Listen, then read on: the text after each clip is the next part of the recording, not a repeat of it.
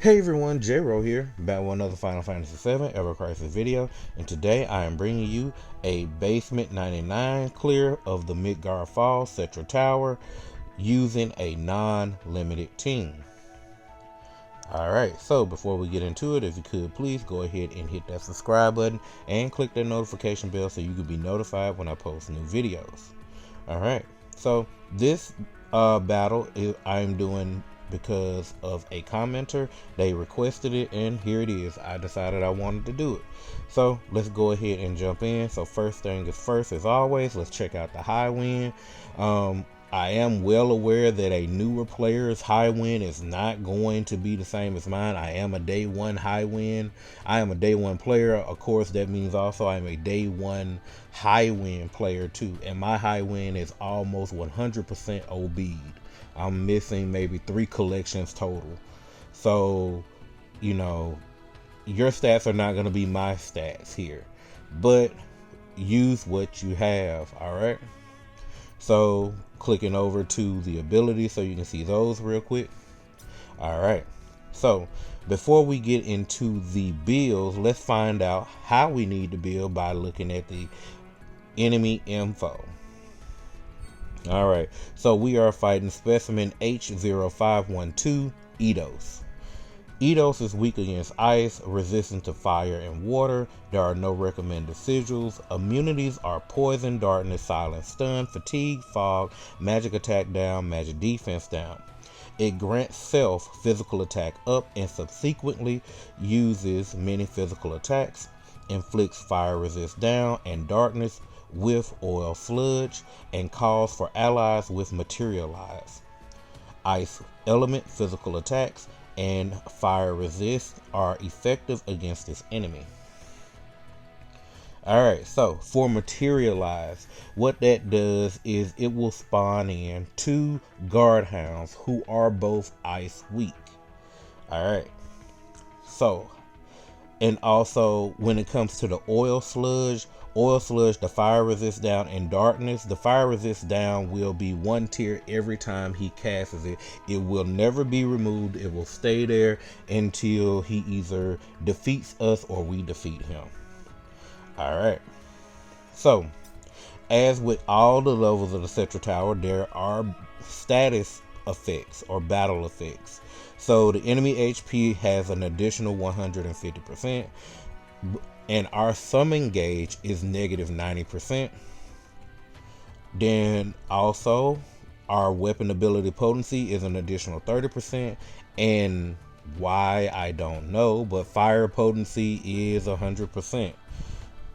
He's fire resistant. We can't even use fire against him, so that seems irrelevant, but okay, so don't play into that.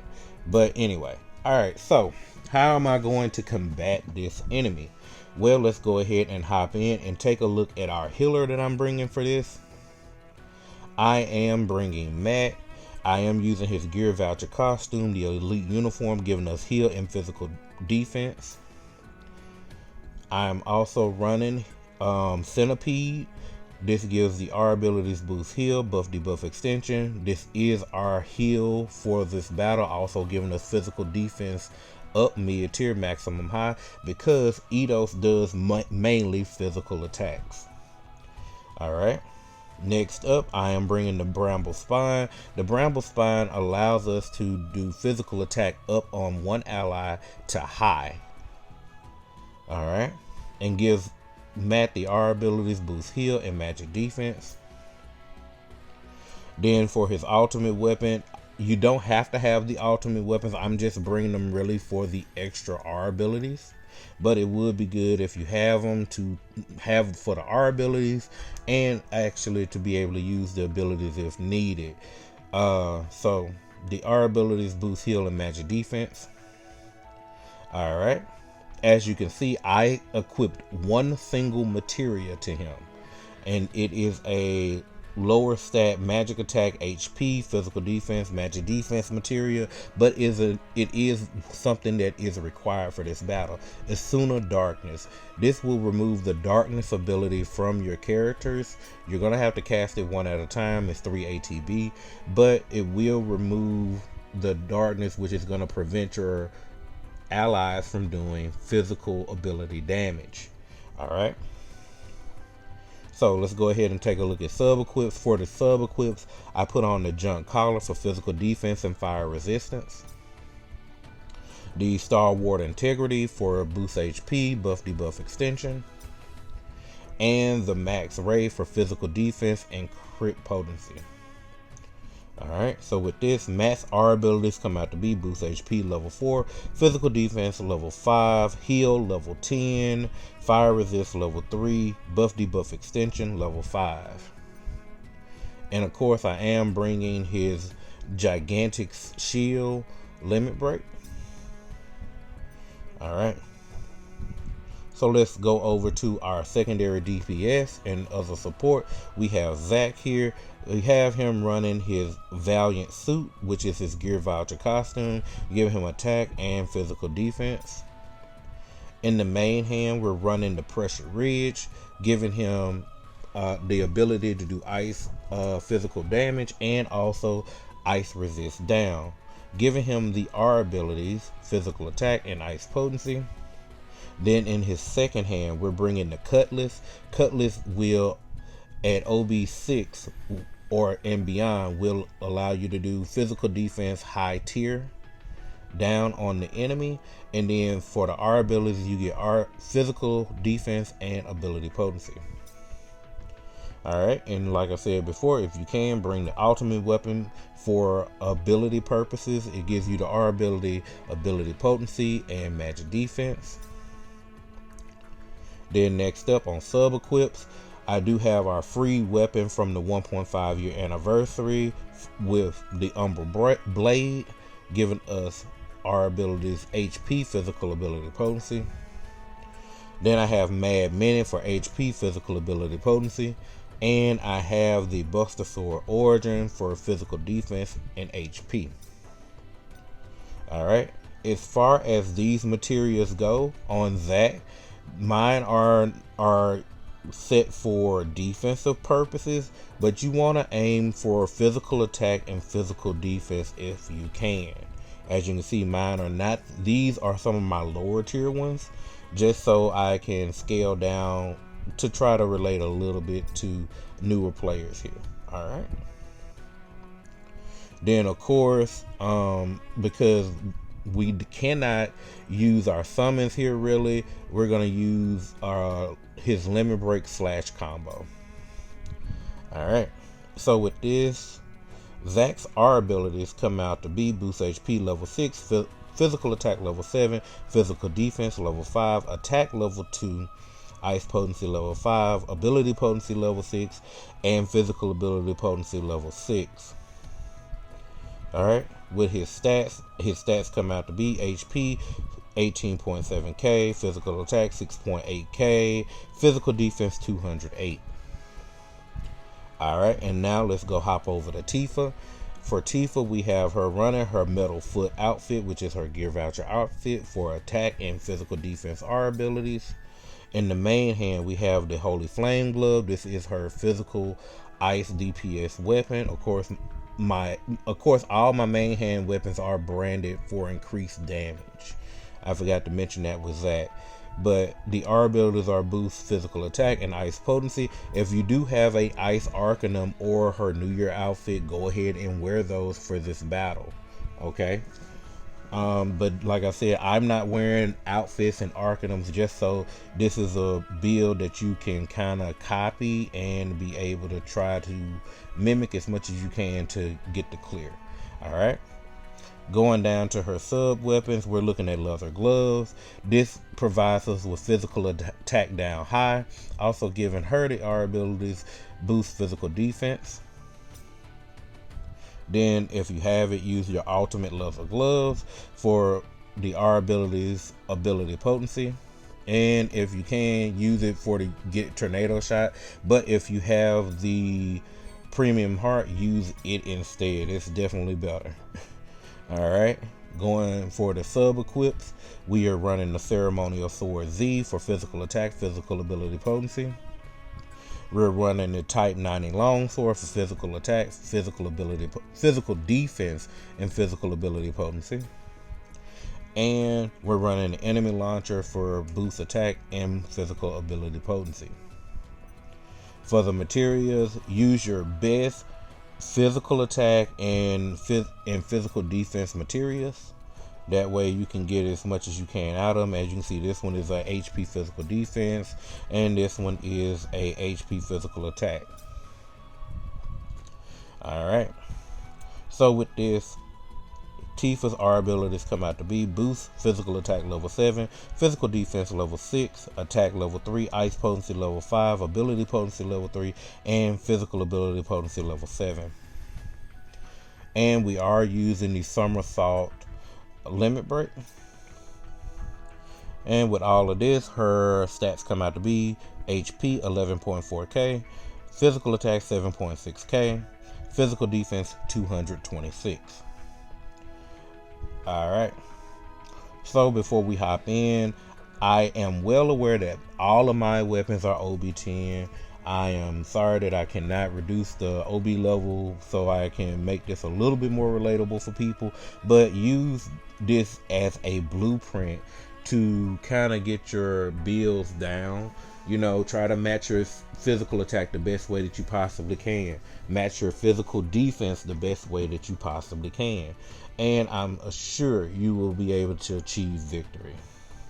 Alright, so with that being said, let's go ahead and get into the strategy of taking down Basement 99, Eidos.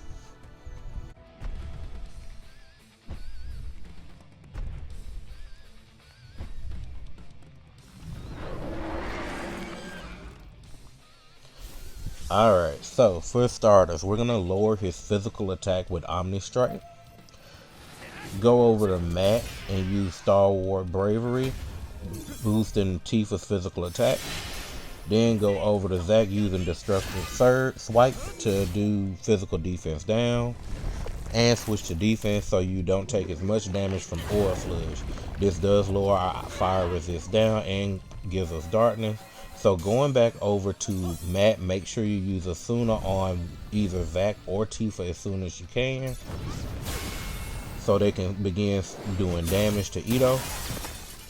Alright. And then now Zack will do Freeze and Cleave to go ahead and lower the ice resist down. And from there you just do damage. Alright, so next up is this Focus Strength. Focus Strength is a single targeted ability. So you do want to make sure you have a physical defense down, with a physical attack down, and you block. As you can see, I made a mistake and slipped and forgot to do it. But try to remember to do a physical attack down. I was still able to tank it with no problems there. Alright. Now we're going to get healed up with Recovery Circle. Alright, now we got our physical attack down again, and there's Materialize. So, the strategy here, just defeat one of the guard hounds, leave the other one up. As long as you don't defeat both of them, it will not respawn another set of the hounds. So just leave one up, and then just continue back doing damage on Eidos, okay? Alright, as you can see, the debuffs are falling off, so we want to reapply our debuffs as soon as we can, and then continue doing damage. Alright, here's another Oil Sludge. Gonna lower our fire resist down again, and hold a little bit of ATB to use an Asuna as soon as Oil Sludge has finished being casted. Alright, make note, this is how you're on a timer here, because that fire resist will continually go down until you defeat him. So, and he does a lot of fire-based attacks, as you can see. Alright. But with all the debuffs applied, he's taking a lot of damage, and he's taking, like, literally being dismantled very quickly here. So remember, we are getting additional 30% from the stage itself for damage on the command, from the command gauge being full. So, alright, Focus Strength. So we need to make sure that we are ready to deal with that physical attack there. Alright, switch to defense to tank it. Alright. And it's just really a wash, rinse, and repeat battle after he starts the rotation. Now he's going to get ready. He would normally do a materialize here, but he doesn't do it because of the fact that there's already a guard hound. Now he's doing oil sludge again to lower our fire resist down again. I'm just going ahead and using our limit breaks here just because. Alright. Making sure our physical defense is up or remove the physical defense that has already been put on us. There's oil sludge doing the same thing as before. Now we're at 3-tier fire resist down. Alright, so now we just need to go ahead and use Asuna's here. Alright, and we're at the end here. We're about to finish. I'll do a little bit of use the overspeed ability to reduce my ATB by 1. That's the base level of overspeed. So utilize them as you see fit. And there you have it. He's down. Alright, and that is how we take down the Midgar Falls Cetra Tower basement level 99 against Specimen H0512 Eidos. Alright, so with that being said, I hope everyone found this video useful. If you did, remember to leave a like on the video and leave a comment down below. Let me know what you thought about the video. I hope anyone who needed this finds this very helpful. Alright, with that being said, remember to subscribe to the channel and click that notification bell so you can be notified when I post new videos. And I'll see you in the next one. Later.